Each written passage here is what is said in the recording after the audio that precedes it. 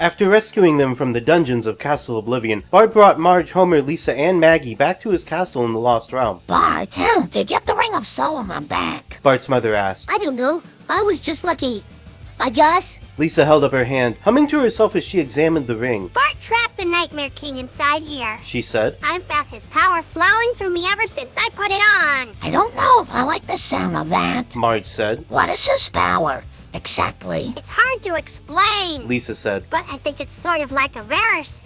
A lot of fun to play with, but if you get it in your brain, you'll start to feel really sick. What are you going to do with the ring? Homer asked. Lisa's been chosen to bear it. Bart said. You can't be serious. Homer cried. She's just a stupid little girl. Lisa, don't let him talk to you like that. Marge said. I don't want to hear anymore. Lisa said, her face darkening. Well, I guess I'm going to have to kill you, then.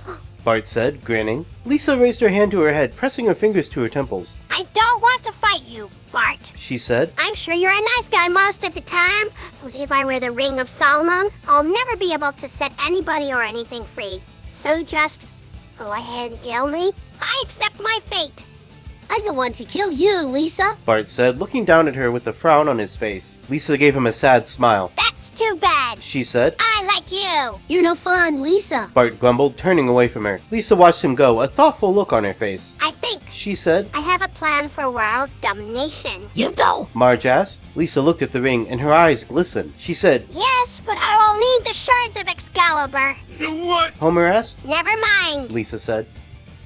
A few days later, Lisa put on the Ring of Solomon. Then, she walked up to the edge of the Lost Realm. Goodbye, Marge. She said. Goodbye, Homer. Goodbye, Bart. I'm going to save the world. Lisa gave a confident, if goofy, smile. She then jumped into the sky, her long blonde hair trailing behind her. In a flash, she was gone. Using the ring's power, she jumped across space and time to the location of one of the shards, the Wool family farm. She reappeared in the sky above the farm, floating over the treetops. As she looked down, she spotted a familiar figure walking towards the farm. Lisa decided to land and approach them. Hello, Meg. Lisa said, getting closer to the mysterious figure. I'm back.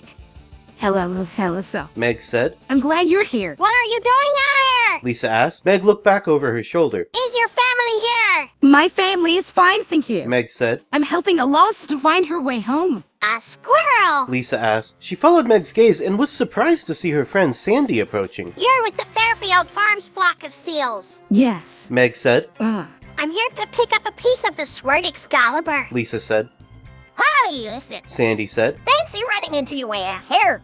We've been missing you in school. There. Meg said. I've been missing you, too. Lisa said. Meg blushed. Lisa thought she looked really pretty. I've been thinking Lisa said. about my father's plan to build a shopping center in Springfield. No, you haven't. Meg said. Yes, I have. Lisa said. The two girls giggled and talked as they guided Sandy to the farm. I'm going to go get the piece of Excalibur. Lisa said. Do you want to come with me? I'd love to. Meg said. We'll be right back. Lisa and Meg walked into the woods, the leaves crunching under their boots. This is really exciting. Meg said. Yeah! Lisa said. I've never been in the woods before, except that one time and that other time. I'm glad we decided to do this. Meg said. Lisa smiled, and the two friends held hands as they continued through the trees, heading towards the pile of rubble where the sword used to be. Meg and Lisa came upon a pile of rocks, where Meg said. This is it. Thank you for showing me where it was. Lisa said. Meg beamed. Thank you for trusting me. Lisa picked up a boulder and used it to brush the dirt off the rock. Then she took a deep breath and put on the Ring of Solomon. She smiled as she held the shard.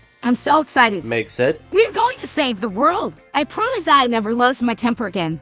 I promise the same to you. Lisa said. Lisa held the shard of the sword between her fingers and examined it. Through the ring, she was able to sense the immense power hidden within the shard. Hey, what are you two doing on my farm? Came a voice from behind them. The girls whirled around to see SpongeBob standing with his hands on his hips. Hello, Mr. Squarepants. Lisa said. I came to get. You came to steal. SpongeBob shouted. I'll never forgive this. Oh, gosh. Meg said, blushing. Lisa said, as calmly as she could. We came to get one shard of the sword Excalibur for our school. You're lying. SpongeBob said. We really came to get it for our dad. Meg said. Your dad is a crook. No, He's not. Meg said. Lisa sighed. He wants to build a shopping plaza in Springfield. I don't give 2 squirts of poobah hair for your feather. You should. Lisa said. She held up her hand, and the Ring of Solomon glowed. SpongeBob's eyes widened. Where did you get that? He asked. And why does it have so much evil inside it? I don't know. Lisa said. But it's given me the strength to defeat Golly. Isn't that great? I guess. SpongeBob said. But I don't like the guy you're going to fight alongside, the Nightmare King.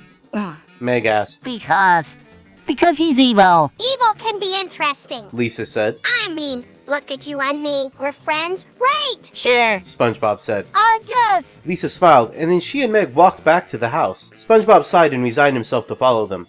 When they exited the woods, they found Sandy talking with Applejack. Sandy, you're alive. SpongeBob exclaimed. Of course I am. Sandy responded. What did you expect? I thought you were dead. A lot of people thought I was dead. Sandy said. I was in the prison of the lost until Lisa rescued me. The prison of the lost. What's that? Meg asked. It's where the Nightmare Tyrant kept his prisoners, the lost. Lisa explained. Yeah, Meg said. that makes sense. Anyway, your horse is over there. Sandy said. Lisa and Meg walked over to Applejack. Are you okay, Meg? Lisa asked. Yeah, I'm fine. Honey. Meg said. Meg's eyes narrowed as she looked at Applejack. She wondered why she was so mistrusting of the mare. It was nice to see her friend again. Sandy walked up to Applejack and patted her neck. She's a good mare. Sandy said. She deserves a better owner than you. I know. SpongeBob said. I'm sorry, Applejack. Applejack beamed. Don't worry about it, SpongeBob. You took me in when I'd lost everything, even my own memory. Well, I was a filly at the time. SpongeBob said. Yeah, a little filly, Applejack said. but that don't change nothing. You're still SpongeBob. Thanks, Applejack. He said. I'm sorry I was so harsh to you. It's okay. I mean it, Applejack. I know you do, SpongeBob. I'm sorry I was such a jerk to you and to the rest of the family as well. I said it was okay. Lisa walked over to Meg and said. So, what do you say? You ready to go? Meg nodded, and the two of them walked back to the truck. You the shard of the sword, right? Lisa? Meg asked. Lisa looked in her bag and nodded. Good. Meg said. Wait, Said SpongeBob. what are you collecting the shards of Excalibur for? For our skull. Meg said. But how's it going to help anyone? Lisa shrugged. I don't know. She said. I have no idea. I just feel like we've got to do something to put the world back to right. Yeah, Meg said. that's what I'm thinking. Well, I'm with them. Sandy piped in. No family, so I can help out anyone who needs, even if they got no money. You're coming with us. Lisa asked. Yep, I'm ready. Sandy said. Me too. Applejack said. Well, I guess that makes for Lisa said. anyone else. SpongeBob considered it. It had been decades since he'd really left the farm. He'd lived a good life though, at least by his standards. He didn't have much to look forward to except maybe getting his family back, and he could do that right here in Springfield. He walked up to Meg and said. I'm in.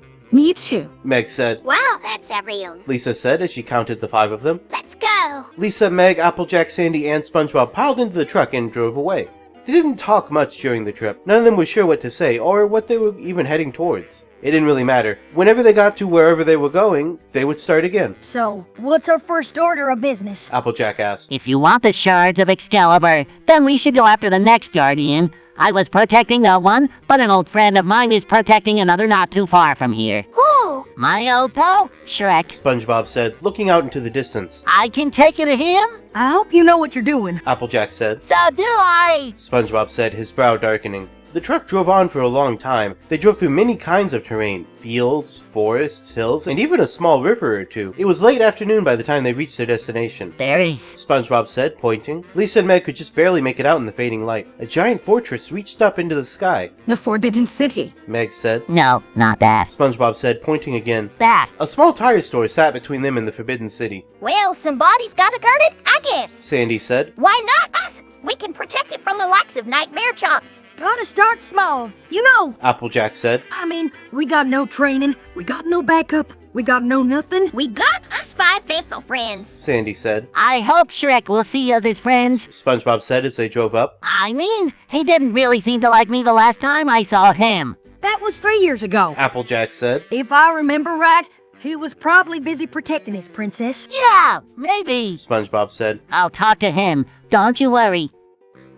So, I decided to cut off this chapter here before it started getting too long. I wasn't sure how the exchange with Shrek was going to go. But we'll pick up right where we left off next time with the gang seeking out Shrek and his shard of Excalibur. I didn't really intend for Lisa to end up with the same mission as Spike, but I had the stuff about the shards of Excalibur in the AI's like database or like its notes or whatever you call it. And I guess it just kind of took that and ran with it. And I'm fine with it. We got kind of like parallel groups now searching for the shards.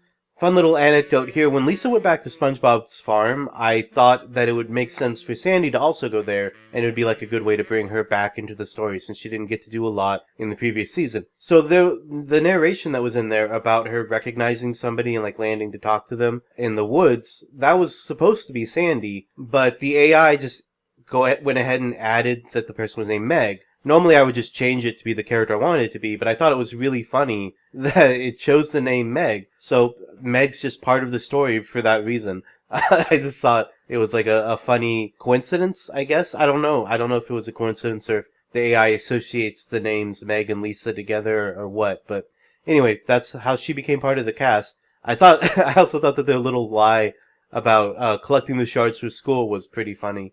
At any rate, I hope you enjoyed this short, fun little chapter. Next time we'll get into some more shenanigans, and I think there'll be some interesting stuff there. So I hope to see you then. Until then, though, if you happen to miss the previous chapter, here's a little clip of what you missed. The group followed Maleficent through the doorway and into the heart of the factory, past a long line of service tunnels, and through an open area filled with giant fans. We call this the fan room. Maleficent said, winking at the group. Because if you happen to get caught in here, without a jacket, the fans will help you keep cool.